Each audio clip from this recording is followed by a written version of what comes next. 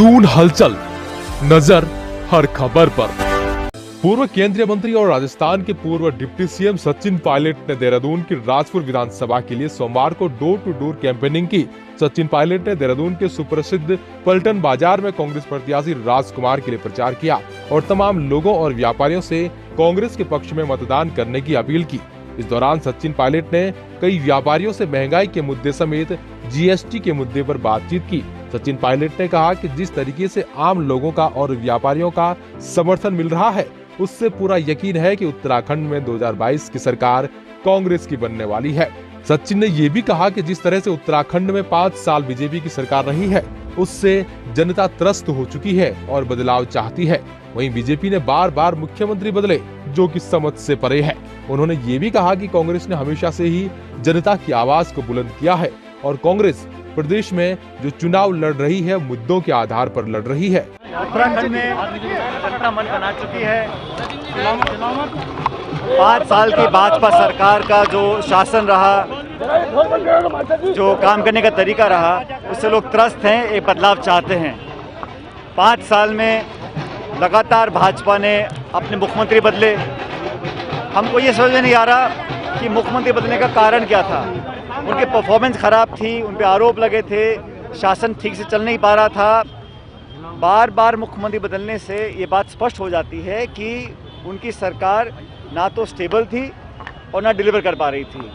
हम लोगों ने, क्योंकि उत्तराखंड छोटा राज्य है, पहाड़ी राज्य है, हम लोगों ने यहाँ पर 5 साल में लगातार जनता की आवाज़ को बुलंद किया है और अभी भी हम लोग जो चुनाव लड़ रहे हैं, मुद्दों के आधार पर लड़ रहे हैं। हम चाहते हैं कि यहाँ के नौजवानों को रोज़गार के अवसर मिलें। दिल्ली में केंद्र की सरकार भाजपा की है, देहरादून में सरकार भाजपा की है। दोनों सरकार भाजपा के होने के बावजूद भी महंगाई, बेरोजगारी, असुरक्षा सब बढ़ रही है, निवेश कम हो रहा है, भुखमरी, लाचारी बढ़ रही है। यहाँ की सरकार ने पिछले 5 सालों में कोई भी ऐसा काम नहीं किया। अब तक जो मुख्यमंत्री महोदय बोल रहे हैं, सिर्फ आंकड़े दे रहे हैं और आंकड़े कागजों पे हैं। धरातल पर आप देख लीजिए, जो हाल बिजली का है, सड़क का है, खाद्य सामग्री का है, हर मोर्चे पर विफल रही है। हम लोग एक मैनिफेस्टो लेकर आएंगे 1-2 दिन के अंदर और उसके आधार पर मुझे पूरा विश्वास है कि उत्तराखंड की जनता प्रचंड बहुमत के साथ यहाँ कांग्रेसी सरकार का निर्माण करने जा रही है। वहीं राजपुर विधानसभा से कांग्रेस प्रत्याशी राजकुमार ने सचिन पायलट का आभार जताते हुए कहा कि आज उन्होंने राजपुर विधानसभा में उनके समर्थन में प्रचार किया है, साथ ही व्यापारियों से उनकी समस्याएं भी जानी। राजकुमार ने कहा कि बीजेपी ने व्यापारियों से वायदा किया था कि उनके ऋण माफ किए जाएंगे, जीएसटी से मुक्त करेंगे, साथ ही महंगाई पर रोक लगाएंगे, बेरोजगारी दूर की जाएगी, लेकिन किसी भी मुद्दे पर बीजेपी खरी नहीं उतर पाई है और अब जनता इसका जवाब 2022 के चुनाव में बीजेपी को देगी। पायलट जी का धन्यवाद करूंगा कि उन्होंने मेरी विधानसभा में आज डोर टू डोर कैंपेन किया और व्यापारी भाइयों से मिले और उन्होंने उनकी समस्या भी जानी। और इसके साथ साथ भारतीय जनता पार्टी ने जो वादा किया था कि व्यापारियों का ऋण माफ़ करेंगे, व्यापारियों को जीएसटी से मुक्त करेंगे और महंगाई को दूर करेंगे, बेरोजगारी को दूर करेंगे, लेकिन भारतीय जनता पार्टी किसी भी मुद्दे पे खरी नहीं उतरी है। उन्हीं मुद्दों को लेकर, उन्हीं बातों को लेकर हम लोग घर घर जा रहे हैं और लोगों से मिल रहे हैं, इनकी बातें बता रहे हैं कि किस कदर सिलेंडर के रेट बढ़ गए हैं और किस कदर डीजल, पेट्रोल या खाद्य सामग्री के रेट लगातार बढ़ते जा रहे हैं, सरसों का तेल लगातार बढ़ता जा रहा है, लेकिन भारतीय जनता पार्टी इस ओर बिल्कुल भी ध्यान नहीं दे रही है।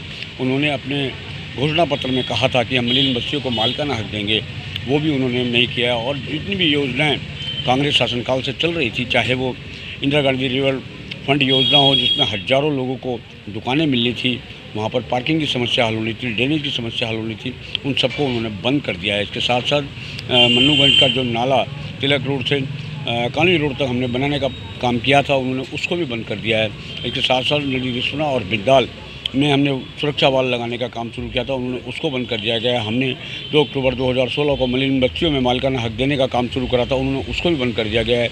उन्होंने चीनी बंद कर दी, उन्होंने मिट्टी का तेल बंद कर दिया है और बहुत सारी योजना बिटिया पैदा होने पर हम लोग 15,000 की एफडी देते थे, उन्होंने उसको बंद कर दिया है। बिटिया इंटर पास होती थी तब हम 50,000 रुपये उसको देते थे, उन्होंने उसको बंद कर दिया गया। अनुसूचित जाति के किसी बहन या भाई या किसी की मृत्यु हो जाती थी तो उन्होंने उसको भी बंद कर दिया गया। हमें 1 लाख रुपए दिया करते थे और बहुत सारी योजना जो लगातार उन्होंने बंद करी गई है। इन्हीं मुद्दों को लेकर हम लगातार घर घर जा रहे हैं, डोर टू डोर जा रहे हैं और लोगों को बता रहे हैं। हमें भारी समर्थन मिल रहा है और 2022 में कांग्रेस सरकार आने जा रही है। नेतागण जैसे प्रोग्राम्स बनते हैं लगातार आते हैं और आने भी चाहिए, क्योंकि बड़े नेताएँ ही इनको बात बताते हैं। हम लोग कांग्रेस वाले जो नेतागण हैं वो झूठ नहीं बोलते। हम कभी ये नहीं कहते कि खातों में 15 लाख रुपए आएंगे, 20 लाख आएंगे और हम रोज़गार देंगे, हम प्लान को रोकेंगे।